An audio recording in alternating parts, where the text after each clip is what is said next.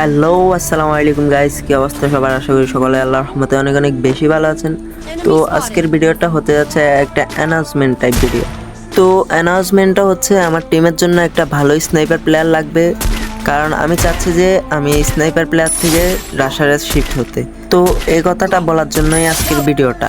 তো আপনারা যারা যারা মনে করেন আপনারা অনেক ভালো খেলেন স্নাইপার দিয়ে, তারা চাইলে নিচে দেওয়া হোয়াটসঅ্যাপ নাম্বারে আমার সাথে যোগাযোগ করতে পারেন। তো ওখান থেকে আমার যার গেম প্লেটা অতিরিক্ত ভালো লাগবে আমি তাকে নিয়ে নিব আমার টিমের স্নাইপার প্লেয়ার হিসেবে।